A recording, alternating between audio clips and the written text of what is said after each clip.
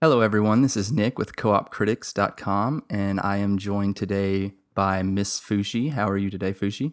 I am doing fantastic. How are you? I'm doing well. If you guys aren't familiar with Fushi, she has a YouTube channel, and the best way I could describe it is like maybe if a Disney princess played video games. She has that Disney princess voice. I think that's a fair statement. It Actually, is I get fair. that a lot. It's like I promise I'm not talking to a cartoon character. She's a real person. I'm a human. Um, she is a human. Um, yeah, but we're just going to talk to her about a few things today. And on her channel, she does lots of let's plays, and I guess you do a couple of other videos besides gaming stuff, right? Like a couple of Yeah, DIY videos. DIY unboxings, and I'm trying to do weekly vlogs and just now getting into doing that. So we'll go ahead and get right in. And I know you get asked this a lot, and I already know the answer because I'm a good interviewer and I did my research. But do you want to tell us the story of how you got the name Miss Fushi?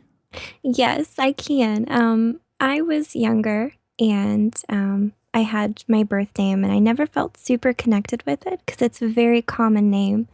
And at the time, I'd gone over to my best friend's house, and she used to draw. She was a really good artist. And she drew a picture of a dragon and wrote the word Fushi on the paper. And I saw it and I was like, what's that word? And she said that she found it online in a list of Japanese words. And I went home, I looked it up, and saw that it meant immortal. And I was like, that's really cool. And I just really liked the meaning of it. Kind of like immortal in spirit, immortal and being positive and being inspired, that kind of thing. So I took it and used it. And then for the Miss part, I used to play an MMO, a text based MMO called Legend of the Green Dragon, back when I was at the beginning of high school. And I made a character, and her name was Mistress Fu, and she was really powerful and well known in the village. And I played that for quite some time. And then when I made my YouTube, I decided to drop the Triss off of Mistress because of the weird connotations and just go with Miss Fushi because I thought it was kind of sweet and simple and just how I wanted to carry myself. I didn't want it to be like, I'm a girl, but I wanted to be like, hey, I'm a girl. So it was Miss Fushi. And it's stuck and I really like it and I'm really happy I went with that. So Great. And yeah. you basically just go by that in real life too. Yeah, I have people come up and call me Fushi, and also some people I know in real life come up and call me Princess Fushi too, because of the because of the whole joke with the sounding somewhat like a princess when I talk or get really happy. So I get that as well. But yeah, Miss Fushi, and I like it. So, what kind of games did you grow up playing? Or have you been a lifelong gamer or I what? have. I grew up with a Super Nintendo and Nintendo games. We were a very Nintendo family. My mom wasn't into really violent games, so we didn't get to play like PlayStation or Xbox. But like Ocarina of Time, Harvest Moon 64 was my first game on the Nintendo 64, and it had four files. So me, my brother and sister, and my dad each had one, and we would take turns for hours playing that game, like all through the summer. And it was the best thing ever. I love that game. So I very much grew up on those Nintendo style games when I was little. Um, One of my first games for I think Super Nintendo was something called Bible Buffet, which was my my parents' attempt to do something that they thought looked really proper for growing up Baptist and stuff like that. And I looked up Bible Buffet a few years ago, and I'm like, I really played that. You answer Bible verses and like fight vegetables. It's horrible. But I mean, it was fun. I treasure those kind of memories with those old games. So when people are like, "Did you play this Halo or did you play this?" I'm like, "No, I didn't grow up with that. I was very much so a little Nintendo girl, and I kind of still am. I've got that system loyalty. I love my 3DS so much." Yeah, I can Mhm. relate to that because I was the same way. I grew up all Nintendo consoles. I never had any Mhm. other console. The only thing that I had that wasn't Nintendo was a Sega Game Gear. But yeah, even when the Xbox and the PlayStation came out, I was very much just loyal to Nintendo. I wouldn't even think about buying them. And it's funny that you mentioned that about that game because I believe I had one. I don't remember if it was on the NES or Super Nintendo, but it was also like a Christian game. It was like Yeah. the Three Wise Men or something like that. It was a really weird game, but I remember that. So that's kind of funny. Yeah. So, what made you decide to start a YouTube channel? Well, and there are a lot of YouTubers out there that I admired, and I had always been kind of interested in doing something online.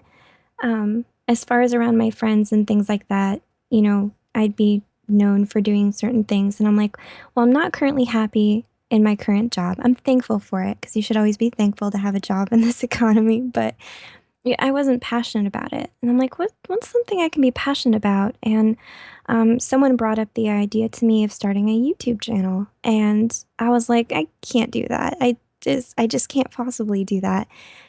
And then I did it. And at first I was really awkward. I still am, but I was really nervous and I'd record videos, watch them over and say, nobody's going to watch this and delete it and not, put it out there. But then when I finally started to and started to learn and interact with people, I learned that it was something that I can really enjoy and be passionate about.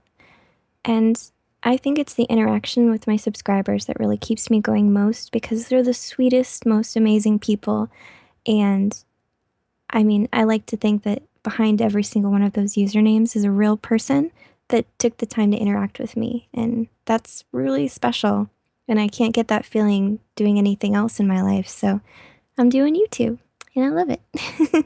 That's awesome. Yeah, and you Mhm. call your subscribers the Potato Army? Yes. What is the story behind that? I have to know. All I know is I grew up in the South for a little bit and I always would call people like love, honey, sweetie, or I joke around and call people like vegetables or cupcakes. Well, I did a series of streaming a Pokemon mod called Moemon in Nuzlocke form, which is where you make it a little harder for yourself. And I would call people vegetables. I'd be like, "You're such a potato," or if I didn't feel that great, I'd be like, "I feel like such a lumpy potato today." Because what's the most The great? most unattractive vegetable. Yeah, a lumpy potato. And plus, potatoes are awesome and they're delicious in all forms. So I called them that. And then some kids on Twitter took it and were doing hashtag potato army and saying, join the potato army. And I was like, where did this come from?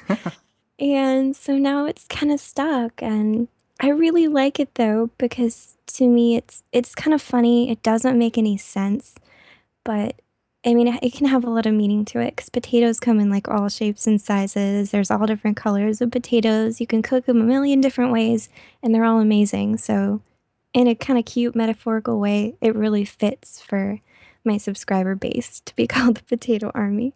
That's awesome that it was just something that they kind of came up with. Hmm. Um, so yeah, you have a really good relationship with your subscribers. I've noticed that um, you are able to go in and respond to most of your comments on YouTube, and I see you respond to people on Twitter all the time. Hmm. And so, are you kind of worried at all that the more the channel grows, the harder it's going to be to do that? Yeah, I definitely know that is going to be a part of getting bigger because the bigger you get, the more that gap sort of grows. As far as, how many people you can interact with. So I'm still learning how to manage that. Like I know as I grow, when I respond to comments, I won't be able to necessarily say thank you to every person who says, cool video. But if I see something that's a little more in depth as far as a comment goes, I can really take the time to say, well, this person took the time to say this and write this out. So I'm going to prioritize, this kind of comment. So that's the way I'm thinking of it so far. Um, I guess if it got much, much bigger, I would kind of take that bridge when I came to it. But that's my process for now. Just kind of respond to everyone that I can who takes the time because it really does encourage them to come back when they feel like they're appreciated and they belong to something. So, I also wanted to ask you. I don't think I mentioned this at the beginning. I guess I should. You just passed 5,000 subscribers, right? Yes. Like last week, I think it was. But you're growing really fast. Um, Yeah. just over Yeah. the last, I guess, 4 or 5 months or however long it's been, you've started growing a lot faster, haven't you? Yeah, in November it was 1,700, Wow. and on Saturday it hit 5,000, and as of right now it's 5,112. So it's a pretty exponential growth and exponential views that I'm seeing.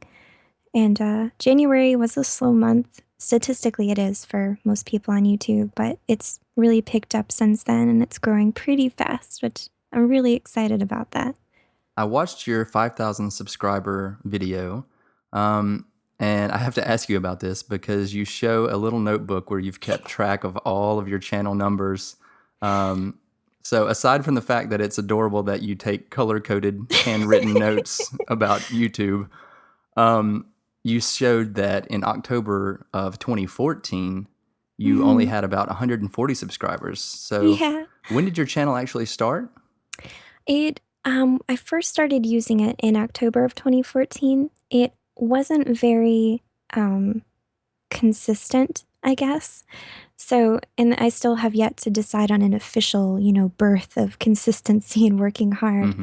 Hmm. Because when I first started, I'd put out maybe a few videos a week or so, and I didn't really hit my stride until I started doing videos every day. So I'd say for maybe about a year and a half or so total would be the how long the channel's been in existence, kind of edging on that year and a half. That's really good, though. I mean, that's a lot of growth in just a year and a half, and like you said, not being consistent at the beginning or as consistent at the beginning as you have been lately. Hmm. So that's really good growth. I kind of wanted to talk a little bit about where your channel began to take off because it really kind of started to gain some traction and take off because of some of the ASMR videos that you were posting. Is that correct? Yes, definitely. That really kind of jump started things in a good direction were those videos. Yeah, I noticed that your most popular video is the first episode of your ASMR Minecraft series. Hmm. Is that the first ASMR video you'd ever done, or is it It just the first time that you had you'd tried to do it with gaming? it was. I had done some visual novel readings before, but they weren't ASMR and they weren't intended to be. They were just let me read in cute, sweet voices. But the Minecraft video was the first actual ASMR, and I didn't know what I was doing. I was just like, "Let me walk around, and then I'm gonna sing a song from Lord of the Rings just because it popped into my head." And that's all it was, and it was the response to that that told me, "Okay, maybe this is something that you should learn more about," because I didn't know ASMR was such a big thing, and it seems like I'm finding it everywhere, and a lot of people are becoming interested in it. So, kind of starting it now, I feel like was a really good decision for me to do as far as, for myself and for growth. And I'm really happy I made that video. It was completely on a whim, but the change has been incredible since I did. Yeah, the ASMR community is rapidly growing, it seems like. I didn't really know what it was until about a year ago. Brian actually mentioned something about maybe trying to do some ASMR gaming videos on our channel. And so Mhm. I didn't know what it was. So I YouTubed ASMR, just that, not ASMR gaming or anything, and clicked on the first video that popped up, and it was 45 minutes of mouth noises. And so I was a little worried. I was like, what is he trying to get us into here? And so it definitely has a wide range of kind of what people look for in it. For those of you who don't know, ASMR stands for Autonomous Sensory Meridian Response, and it's basically just short for that tingling or like relaxing sensation you get when you're like watching someone or listening to something. And so there's a lot of different types of videos out there, or triggers, I guess is what they call it.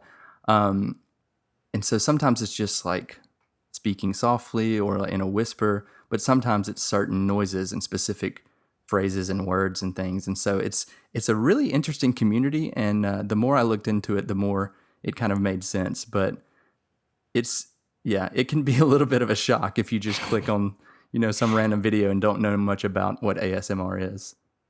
It definitely made me nervous when I first, looked it up because all I heard was very hard whispering, and I don't like whispering myself. I can't listen to it, I can't listen to mouth noises or anything like that.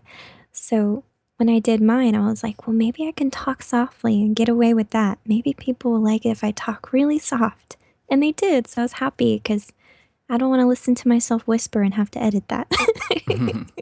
A whole lot of Yeah, I'll be like, "What was that? I have to turn off all the fans in my room and put on headphones and turn it all the way up and try and cut that audio."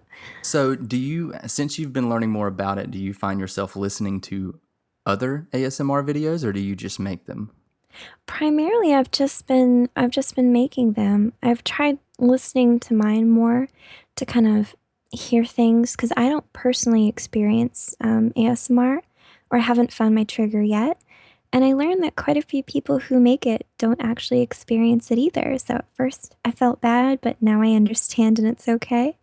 So I like to kind of re-listen to my videos, and when someone leaves a comment and says, "I really liked it when you did this," or "when you made that sort of sound," or "said this word," I try and go back and listen to that piece and try and incorporate it where it fits in another video to make it more enjoyable. So feedback to me, since I don't experience the triggers, is everything because that's how I improve, mostly by just listening to my own stuff again and trying to do it a little better.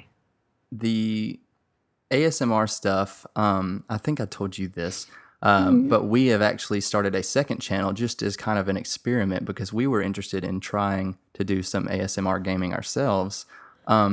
But we are so new to it. Like, we've only really known about it for about a year now or less. And Mhm. so we're kind of doing the same thing. We're in the same boat. We're asking people for a lot of feedback and everything as we do it. And just so we can figure out what people like, because like you said, I can't listen to any of the videos that we do and feel anything.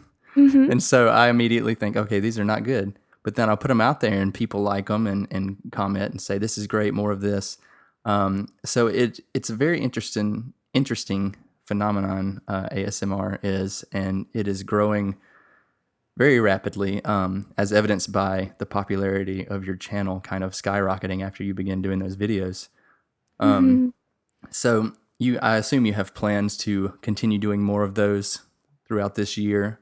Absolutely, and I wanna kind of branch out in the styles that I do. For now, I do gameplay, but I would like to do some, like, reading of poetry, more creepypasta stories, and I'd like to, like, show people, books and things like that, so nothing too out there, always relating to gaming or DIY, but I do wanna branch out, and try just some kinda different things to see what my audience is most receptive to. I think that's great. I think you're just one of those people, though, that is going to have a natural knack for it because your voice is so soothing, I guess. Like, I listen to my voice and I'm like, oh my gosh, why do I talk? Why do I record myself talk? But you just have a natural voice for this kind of thing. You sound like you could be doing. Have you ever done voiceovers or like voice acting or anything? I wish. I would really love to. I It's funny, I'll try and copy different characters, like, I can do a few Pokemon and stuff like that, but I've always wanted to do voice acting. This year, I really wanna try and offer, myself to indie developers who are working on, small projects to say, "Hey, if you want someone to do something for experience, come let me know so I can try," because I would really love to do voice acting in the future. That sounds amazing, and to come out of my shell and, become a character. I think that would be so cool. I'd love to. I really want to. I just don't know how to get started quite yet since I'm still so new. Yeah, I think you're on the right track, though. I think you kind of have one foot in the gaming community, and if you can build a relationship with some of those indie developers, like you said, I think they'll definitely bring you on because I think you could be good at it just listening to your videos. So when you started your YouTube channel, you were mostly doing indie games for PC, Mhm. and in particular, a lot of horror games. Um, is that your favorite genre, or do you just think it kind of makes the best videos just because it's fun to watch people get jump scared. Well, funny thing about that, I make my videos off of a 4-year-old laptop, and it's not very good. Like last night when I was rendering my videos for today, it shut down 3 times on its own, just for Mm. giggles. And so my laptop is pretty bad. So when I first started, I wanted to find games that I could play that wouldn't, be very high graphics, things like that. So I started with those pixel horror games, and then I started playing them and learning that I actually liked them. And I do think that playing scary games is really good for, a newer channel because everybody kind of likes getting scared. Not, everyone, but most people. And they like watching someone get scared. So it was kind of an easy way to avoid doing heavy commentary because I'm too busy freaking out. And that itself is entertaining when you first get started. It's when you start getting into the games where you have to talk and travel long distances in a virtual world where you have to really be comfortable doing commentary and speaking. So I'm glad that I saved those kind of games till I got further along. So I do think I started with those games originally for the bad computer, but once I started playing them, I learned that scary games were a very good decision when I first started my channel. That totally makes sense Hmm. because um, we have tried to record episodes of something like Fallout 4, and that is just Hmm. not a good game to record episodes of unless you were very good at talking about nothing. Just Yeah. because there's so much wandering and walking. But you're right. In scary games, there's always something happening, especially if you have a like a reaction camera, which you do on most of your scary Hmm. game videos, I think. Um, but yeah, I think people just enjoy watching other people get the pants scared off of them. They do because they don't have to play it themselves. They can watch you instead, which Right. is it's really fun. I like that. It's fun. Hmm. Um, so, and you've kind of you mostly do PC. Have you done any console or mobile games over the years? I have not done any console games on my channel just because I don't have the proper hardware for it. I do want to get a capture card at 3DS to hopefully play the new Pokemon games when they come out. We'll see what happens since you got to order those from overseas. I am going to start playing mobile games on the channel because I was connected with a company that is, willing to provide certain games to me, ones that I'm interested in to play. So I'm really excited about that. They hooked me up with one that looks sickeningly adorable and cute. And they were like, "This looks perfect for you." I'm like, "I think it does too." So I'll be doing some of those, but for mobile gaming, I'll aim for things that I really enjoy because I haven't quite stuck myself to mobile games yet. I love the click on a keyboard and pressing buttons and just I'm old fashioned, so that's what I like most. Yeah, I haven't yet joined the PC master race. It's in the works. I want a gaming PC bad. Right Hmm. now, I just have my Mac that I do, my MacBook Pro that I do actual work on, but it can't really run a lot of the higher end games. So that's in the that's down the line when I can save up the money for it. But Me too. um, Saving up. saving up for a better computer that doesn't quit on you while you're rendering. Exactly. I'll do a desktop this time. Yeah. Do you hear that, everybody? Everybody go donate to Fushi so that she has a decent computer. I'm saving up. I've been saying that for a while, but I am. I want to make a good decision. I don't want to think rashly or not save enough to get something that's going to be good because it really matters what I pick. Oh yeah, definitely. Especially if your channel keeps on this upward trend and this becomes, somewhat of a part-time job for you that's actually bringing in a little bit of income. I mean, it totally makes sense. So, what are some of your things that you enjoy outside of gaming? Up until this point, we've talked all about gaming, but so Hmm. what is some stuff that you enjoy outside of gaming? Outside of gaming, well, I've been so busy with my channel lately, I haven't done too much, but Um, I do like spending time with friends, going out to like clubs and dancing, things like that. Um, I enjoy spending time with my family, and I like, I guess just playing Game Boy by myself count as things outside of YouTube. Um, I like to draw and I like to sing. And I like going out on Saturdays or Sundays. Um, I live in a very sort of old-fashioned area, so going out on the weekends, everything just kind of lights up, and we always have little festivals and little events in the parks and things like that. So I really enjoy that. Just kind of going outside, stretching my legs, and reminding myself there's more than just a computer. And I like to travel when I can. I don't do it very much, but I do enjoy going to new places. Kind of makes you feel refreshed and centered. I like that. I have a long list of places I want to travel to, but again, those are all right below the gaming PC on things I'm saving for. Me It's too. just it's I don't have enough money. Yeah, Um, money. It's so hard to get. I don't know it's why it's so not hard. I don't free. know why. I don't know why people just don't give it to me. Just I'll take it if they don't want For real. Some people just have so much of it. I have so little. it. So, what is some advice that you would give to someone wanting to start their own YouTube channel? Well, I did have one piece of advice as far as having an ASMR channel and trying to grow. As far Yeah. as when I started making ASMR videos, the best thing I think I did was post them in the ASMR and ASMR gaming Reddit. Um, it's specifically there just for people to post videos.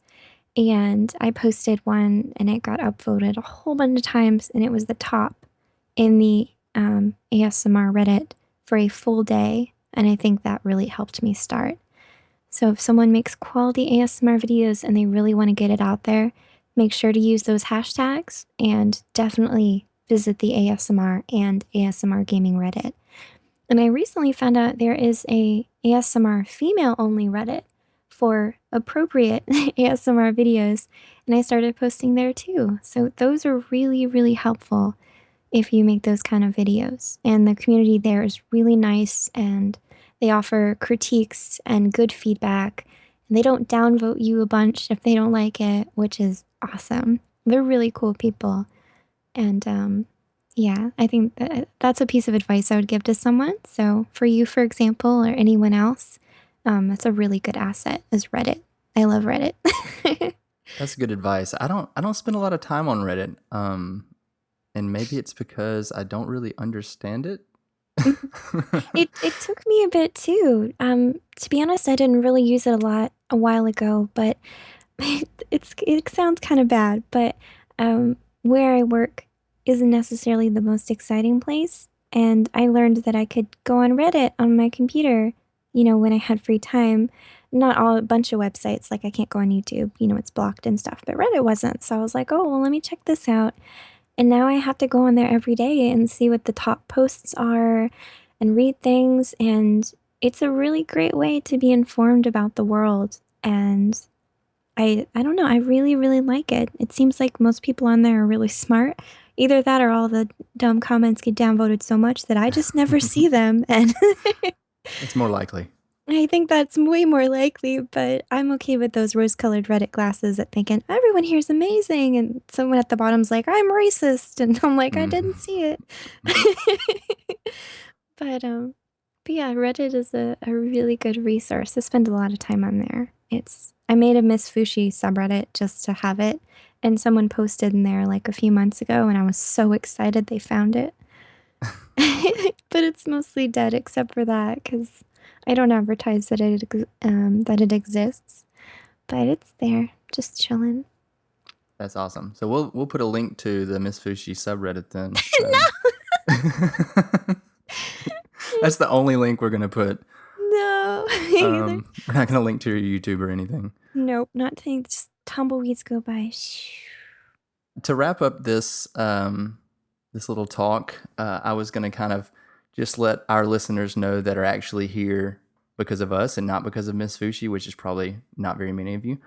Um, Oh, that's as I mentioned in the earlier part of the interview, we have started a new ASMR channel, and this is kind of our way of announcing it in a way. This is kind of we decided we wanted to reach out to you because we kind of thought this would be a good crossover, because you do have, you do Let's Plays and traditional gaming videos, but then you also do ASMR stuff, and I thought it would be good to kind of get your take on making that I guess, what, transition. That's the word I'm looking Yeah, for. Transition. transition. All right. Making that transition. And so, yeah, so I just want to let everybody know that they can go check out that channel as well. Let us know if you like it or if you think it's weird or dumb or whatever. And so we'll put those links down there as well. But just wanted to thank you for coming on and doing this. Even though we did have some technical difficulties early on, we got it all figured out. Yes. So thanks a lot. Is there anything you want to say to your fans or listeners before we go? Um, uh, it was really fun to be on this cool little sort of podcast. Um, I am very happy at the growth that I've had. Thankful for my subbies, and if anybody here is listening and they've never paid a visit to my channel, come on over. We're some pretty awesome people, if I do say so myself, and we're always welcome to making some new friends. So come by and say hello. Yes, go join the potato army. Join the potato army. All right. Thank you guys for listening, and we'll see you next time.